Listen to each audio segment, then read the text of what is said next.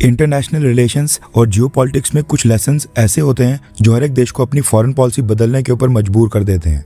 भारत को ये चीज़ काफ़ी पहले रियलाइज़ हो गई थी कि आज के मल्टीपोलर वर्ल्ड में किसी एक देश के ऊपर निर्भरता रखना ये सबसे बड़ी भूल होगी और आगे चलकर ये हमारे लिए काफ़ी बड़ी प्रॉब्लम बन सकती है। इसलिए भारत ने पहले फेज में इतिहास के अपने सबसे बड़े स्ट्रेटजिक पार्टनर रशिया से थोड़ा सा डिस्टेंस बनाया और अमेरिका, ब्रिटेन, फ्रांस समेत वेस्टर्न कंट्रीज के साथ अपने डिफेंस टाइज को मजबूत करना स्टार्ट कर दिया था। और अगले फेज में मोदी सरकार ने डिफेंस के क्षेत्र में खुद आत्मनिर्भर बनने का फैसला किया। अब सेम चीज इजराइल को भी रियलाइज हो रही है और इजराइल ने भी अपने इतिहास के सबसे बड़े स्ट्रेटजिक पार्टनर अमेरिका के ऊपर से निर्भरता को खत्म करने का फैसला किया है। America Iran peace deal agreement से सीख लेते हुए इजराइल ने अब कौन सी अनाउंसमेंट की है जो कुछ भारत से इंस्पायर्ड फैसला लगता है, हम वो तो डिस्कस करेंगे ही, लेकिन साथ में ये भी बात करेंगे कि जापान ने भारत को लेकर क्या स्टेप उठाया है। इसके साथ ही ईरान के सुप्रीम लीडर आयतुल्ला खामेनेई के स्टेट फ्यूनरल में भारत सरकार के अलावा भारत से कौन से लीडर्स ने ईरान का इन्विटेशन एक्सेप्ट कर लिया है, उस पर भी हम बात करेंगे। और राफेल फाइटर जेट्स की डील में भारत ने फ्रांस के सामने एक नई कंडीशन रखी है, वो कंडीशन क्या है हम उसको भी डिस्कस करने वाले हैं। काफ़ी सारी इंपॉर्टेंट खबरें आ रही हैं, इसलिए वीडियो को एंड तक देखिएगा। सबसे पहले बात करते हैं इजराइल अमेरिका के बारे में, क्योंकि जिस हिसाब से अमेरिका और ईरान के बीच पीस डील एग्रीमेंट की नेगोशिएशंस चल रही हैं, ऊपर से जो डोनाल्ड ट्रंप व्हाइट हाउस और डोनाल्ड ट्रंप एडमिनिस्ट्रेशन की स्टेटमेंट आ रही हैं, उनको लेकर इजराइल बिल्कुल खुश नजर नहीं आ रहा है। रॉयटर्स, CNN, BBC ने भी ये स्टोरी कवर की है। इजराइल ने फैसला किया है कि वो अमेरिका से हर साल जो बिलियन ऑफ डॉलर्स की फाइनेंशियल एड ले रहे थे उसको इजराइल लेना बंद कर देगा। अब ये इजराइल का बहुत ही इंपॉर्टेंट डिसीजन माना जा रहा है, क्योंकि सरफेस के ऊपर तो देखने पर लगता है कि यहाँ पर बात सिर्फ अमेरिकन एड की हो रही है, लेकिन असल में ये फैसला अमेरिका और इजराइल के रिलेशनशिप और अमेरिका और ईरान की नेगोशिएशंस के फ्यूचर को लेकर एक बहुत ही बड़ा स्ट्रेटेजिक शिफ्ट सिग्नल देखने को मिल रहा है। इजराइल के प्राइम मिनिस्टर बेंजामिन नेतन्याहू ने प्रेस कॉन्फ्रेंस में कहा है कि इजराइल की इकॉनमी अब इतनी ज़्यादा मजबूत हो गई है कि उन्हें अमेरिकन फाइनेंशियल असिस्टेंस की ज़रूरत बिल्कुल नहीं होनी चाहिए। नेतन्याहू के एग्जैक्ट वर्ड्स हैं, I don't want it, we can finance ourselves. ये कहा नेतन्याहू ने।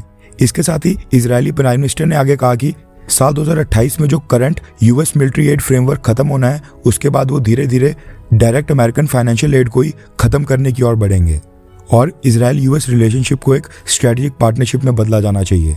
अब इस स्टेटमेंट को डिकोड करना सबसे इंपॉर्टेंट है। इजराइल हर साल अमेरिका से लगभग 3.8 बिलियन डॉलर्स की मिलिट्री असिस्टेंस लेता है, यानी on an average 4 billion dollars America हर साल इजराइल को देता है। ऐसे में इजराइल को अपने कई सारे फैसले अमेरिका के इन्फ्लुएंस में लेने पड़ते हैं। अगर इजराइल के प्राइम मिनिस्टर खुद ये कह रहा है कि हमें अमेरिका के पैसे नहीं चाहिए, तो इसका साफ तौर पर एक पॉलिटिकल मैसेज भी है। नेतन्याहू यहाँ पर मैसेज देना चाहते हैं कि इजराइल अब अमेरिका के ऊपर फाइनेंशियली डिपेंडेंट नहीं होगा और फ्यूचर में व्हाइट हाउस अगर ईरान के साथ पीस डील साइन कर लेता है या फिर इजराइल के ऊपर प्रेशर बनाता है तो उसको इजराइल एक्सेप्ट नहीं करेगा। अब सवाल उठता है कि यूएस ईरान पीस डील की नेगोशिएशन से इजराइल खुश क्यों नहीं है। अब इसके पीछे के 3 बड़े कारण हैं। पहला कारण है ईरान का न्यूक्लियर प्रोग्राम। इजराइल चाहता है कि ईरान के साथ जो डील हो रही है उसमें सिविल पर्पस के लिए भी न्यूक्लियर एनरिचमेंट का ऑप्शन नहीं मिलना चाहिए और इजराइल चाहता है कि ईरान का पूरा न्यूक्लियर इंफ्रास्ट्रक्चर ही पूरी तरह से डिसमेंटल कर दिया जाए, उसको पूरी तरह से तबाह कर दिया जाए, ताकि फ्यूचर में ईरान की न्यूक्लियर वेपन बनाने की कैपेबिलिटी पूरी तरह से खत्म हो जाए। दूसरा कारण है ईरान के प्रॉक्सी ग्रुप्स। इजराइल का मानना है कि अगर ईरान के ऊपर लगे सैंक्शंस में रिलैक्सेशन मिलती है या फिर ईरान के एसेट्स को रिलीज किया जाता है तो ईरान के पास ज़्यादा इकोनॉमिक रिसोर्सेज आ सकते हैं, जिससे ईरान हिजबुल्लाह, हमास और दूसरे प्रॉक्सी ग्रुप्स को पहले से ज़्यादा इनडायरेक्ट सपोर्ट देगा। इसलिए इजराइल चाहता है कि डील सिर्फ न्यूक्लियर इशू तक नहीं हो, प्रॉक्सी ग्रुप्स को भी इसमें शामिल किया जाए। अब तीसरा कारण है अमेरिका की लगातार चेंज होती पॉलिसीज और प्रायोरिटीज़। डोनाल्ड ट्रंप एडमिनिस्ट्रेशन की कई सारी पॉलिसीज और अब गोल्स इजराइल के साथ अलाइन नहीं हो रहे हैं।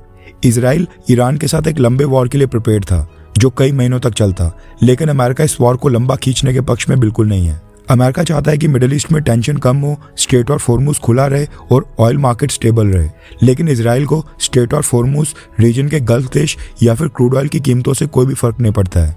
ऐसे में अब अमेरिका और इजराइल के ऑब्जेक्टिव्स बिल्कुल डिफरेंट हो गए हैं, यानी सेम नहीं है। अब ये 3 कारण तो हमको पता चल गए, लेकिन यहाँ पर सबसे बड़ा सवाल ये खड़ा होता है कि अगर अमेरिका ने ईरान के साथ पीस डील फाइनल कर साइन कर दी तो क्या इजराइल उसको रिस्पेक्ट करके चुपचाप बैठेगा भी या नहीं, या फिर इजराइल अमेरिका से अलग रास्ता अपनाते हुए अपनी इंडिपेंडेंट मिलिट्री पॉलिसी को और भी एग्रेसिवली कंटिन्यू करते रहेगा और ईरान के खिलाफ स्ट्राइक्स जारी रखेगा। वैसे बात करें भारत की, जो फैसला आज इजराइल ने किया है, कुछ हद तक यही जर्नी भारत ने भी देखी है।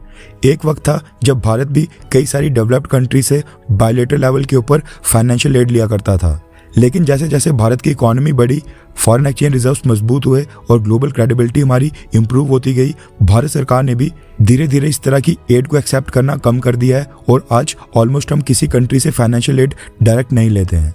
आज तो सिचुएशन ये हो गई है कि भारत की सरकार खुद ही कई सारी डेवलपिंग कंट्रीज और लो इनकम कंट्रीज को डेवलपमेंट असिस्टेंसेस, लाइन ऑफ क्रेडिट और इंफ्रास्ट्रक्चर फंडिंग प्रोवाइड करती है। यानी अब हम बायलेटरल एड लेते नहीं हैं बल्कि देते हैं, और हर साल भारत सरकार के बजट में दूसरी कंट्रीज के लिए अलग से फंड्स को एलोकेट किया जाता है। नेक्स्ट अपडेट आ रही है भारत और ईरान को लेकर। जैसा कि हमने आपको बताया था कि ईरान की सरकार ने प्राइम मिनिस्टर नरेंद्र मोदी और भारत सरकार को आयतुल्ला खामेनेई के स्टेट फनरल में इनवाइट किया है, लेकिन उसके साथ साथ भारत की पॉलिटिकल पार्टीज और कई सारे शिया लीडर्स को भी इनवाइट किया गया था।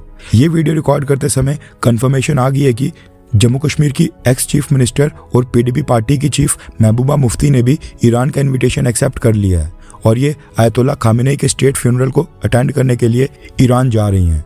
कांग्रेस पार्टी से सलमान खुर्शीद ने भी बताया है कि ये भी आयतुल्ला खामेनेई के फ्यूनरल में शामिल होंगे। भारत सरकार ने इससे पहले बिहार के governor retired lieutenant general Syed Ata Hasnain और विदेश मंत्रालय में minister of state for external affairs Pavitra Margherita को भारत को रिप्रेजेंट करने के लिए भेजने की घोषणा की थी।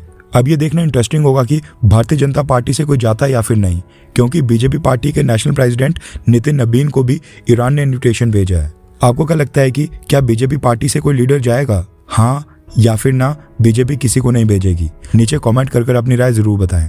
एक और अपडेट ये भी आ रही है कि पाकिस्तान का प्राइम मिनिस्टर शहबाज शरीफ खुद ही खामेनेई का स्टेट फ्यूनरल को अटेंड करने के लिए ईरान जा रहा है और वहां से ये टर्की की विजिट के ऊपर जाएगा। अब ये देखना इंटरेस्टिंग होगा कि शहबाज शरीफ और टर्किश प्रेसिडेंट अर्दोगान, इन दोनों की जो इस बार जॉइंट स्टेटमेंट आती है उसमें दोबारा से जम्मू कश्मीर का मसला मेंशन किया जाता है या फिर नहीं। नेक्स्ट अपडेट आ रही है भारत और जापान को लेकर। आपको पता होगा कि जापान की प्राइम मिनिस्टर सनेई तकाइची आज भारत के दौरे पर आई हैं। सबसे पहले तो आज प्राइम मिनिस्टर नरेंद्र मोदी ने अपनी जॉइंट स्टेटमेंट में जापानीज प्राइम मिनिस्टर को अपनी छोटी बहन कर संबोधित किया, जिसके रिप्लाई में जापानीज प्राइम मिनिस्टर ने भी कहा कि आपने अब मेरे को छोटी बहन माना है तो मैं जापान की तरफ से ये रिलेशनशिप बिल्ड करने की कोशिश करूंगी। जब भी कोई प्रेसिडेंट, प्राइम मिनिस्टर या देश के लीडर्स ऑफिशियल लैंग्वेज से हटकर भाई, बहन, दोस्त या परिवार जैसे शब्दों का इस्तेमाल करते हैं तो इसको सिंबॉलिक डिप्लोमेसी कहा जाता है, जिसके बाद डिप्लोमेसी सिर्फ दो देशों के बीच एग्रीमेंट्स, MOUs या जॉइंट स्टेटमेंट तक सीमित नहीं रहती है। कई बार एक पर्सनल टच, एक इमोशनल कनेक्शन और एक परिवार जैसा रिश्ता बनाकर दो देशों के लीडर्स अपनी स्ट्रेटेजिक पार्टनरशिप को नए लेवल के ऊपर ले जाते हैं और इससे लीडर्स के बीच पर्सनल बॉन्डिंग भी मजबूत होती है, जिसके कंट्रीज को काफ़ी सारे फायदे मिलते हैं। कंट्रीज के बीच ट्रस्ट डेवलप होता है, डिफिकल्ट और मुश्किल डील्स या नेगोशिएशंस भी दोनों लीडर्स की क्लोजनेस के कारण आसान हो जाती हैं। कम्युनिकेशन में परेशानी नहीं आती है और दोनों देश ज़्यादा कॉन्फिडेंस के साथ मिलकर काम कर पाते हैं। एक और इम्पॉर्टेंट न्यूज़ आ रही है कि जापानीज प्राइम मिनिस्टर अपने साथ 150 से भी ज़्यादा बिजनेस लीडर्स और कंपनी हेड्स और रिप्रेजेंटेटिव्स को साथ लाई हैं। पहले ये नंबर 50 बताया जा रहा था, लेकिन भारतीय मार्केट में जापानीज कंपनीज का ह्यूज इंटरेस्ट देखने के बाद 50 से नंबर को बढ़ाकर 150 करना पड़ा था। वीडियो रिकॉर्ड करते समय तक अपडेट आ रही है कि जापानीज प्राइम मिनिस्टर के साथ जो बिजनेस लीडर्स और रिप्रेजेंटेटिव्स भारत आए हैं, उन्होंने भारत की कंपनीज के साथ 123 MOUs और डील्स अभी तक साइन कर ली हैं, जिनकी वैल्यू बिलियन ऑफ डॉलर्स में है। नेक्स्ट अपडेट आ रही है भारत और फ्रांस के बीच 114 राफेल फाइटर जेट्स की डील को लेकर। इस डील में स्टार्टिंग के 18 राफेल फाइटर जेट्स तो फ्रांस को फ्लाई अवे कंडीशंस में फ्रांस में ही मैन्युफैक्चर कर भारत को डिलीवर करने हैं, यानी ये 18 फ्रांस में बनकर भारत आएंगे, लेकिन जो बाकी के 96 फाइटर जेट्स होंगे वो मेक इन इंडिया के तहत भारत में मैन्युफैक्चर होने हैं। अब इस डील से संबंधित एक बड़ी अपडेट आ रही है। न्यूज़ आ रही है कि भारत ने फ्रांस के सामने एक और कंडीशन ऐड कर दी है और वो है भारत में मैन्युफैक्चर होने वाले 96 राफेल फाइटर जेट्स को लेकर।